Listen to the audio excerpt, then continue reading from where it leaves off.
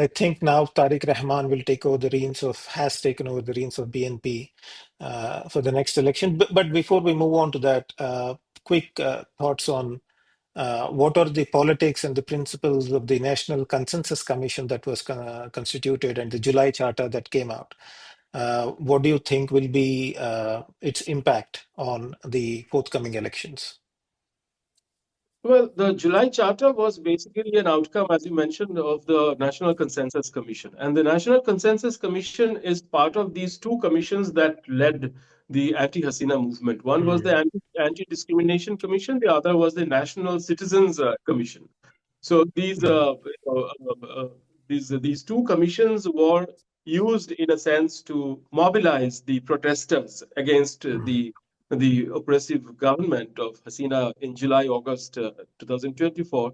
And then they created the Consensus Commission. But then we have to remember that the election is not just the election of the ruling party or the ones who are going to govern. The day of election is also going to be the day of the referendum on the July Charter. And the July Charter, and the July Charter is essentially a charter or a set of goals and principles that will reshape the state of Bangladesh. And here we have some of the most significant things. For example, even at the beginning, Bangladesh is known for its language nationalism, because that is the root of the origin of Bangladesh after the formation of Pakistan, because Pakistan was formed, and then Muhammad Ali Jinnah came to Dhaka and said that everybody should start speaking Urdu. And with that, Urdu started the problem that Bangladesh should speak its own language, that's Bangla. But in this particular the July Charter, you will see that it starts with recognizing not just Bangla, but also all other languages that are spoken inside Bangladesh as recognized languages. So that is some sort of a broadening of the idea of Bangladesh itself, that it will be, in terms of language and language nationalism, it will be more broad-based. And then it proceeds to multiple other sectors of the state, starting with accountability and transparency in judicial appointments, bureaucratic appointments, and then the whole political setup, where Bangladesh's politics remains particularly attractive for political parties, because it is a prime ministerial, or in the sense, Westminster kind of a system. But this July Charter is basically bringing in changes in the power of the prime minister. So, for example, the prime minister of Bangladesh in future, if the July Charter is adopted through the referendum on 12th of February, will not be able to contest more than 2 elections. That is, maybe the person will be able to contest more than 2 elections, but he will not be able to become prime minister for more than 2 terms. So these are the things that are coming, and which will also take away some power from the position of the prime minister. And then it is creating a more, more authoritative institution of the president.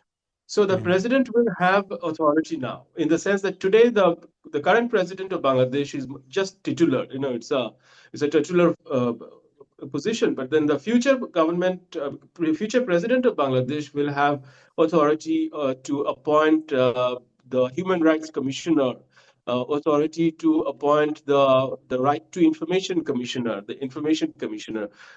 These sort of important positions will be these officials will be chosen by the president of Bangladesh in future.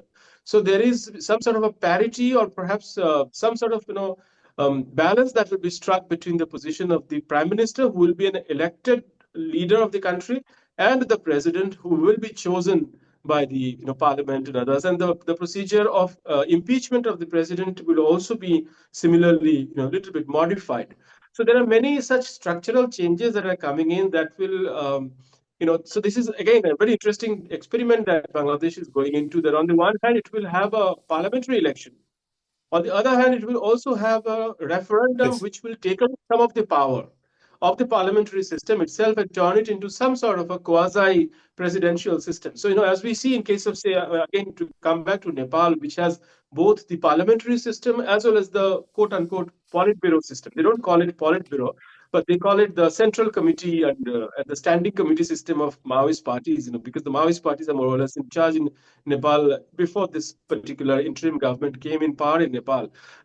So similarly, Nepal is always caught between this balance, the how to balance between the Maoist impulses and Maoist party rules and the parliamentary system, which also has to be handled. So I think Bangladesh is going to enter some sort of a phase where, because of their recent bitter experience with the parliamentary system, they are trying to balance it in such a way so that this sort of situation is never faced by the country in future. But this is again to give it in a very brief capsule that the July Charter will again come for its ultimate test on the 12th of February, when people will have to agree to everything that the July Charter is offering. Until that time, we'll have to see whether people really agree to every formulation that is coming up in the July Charter.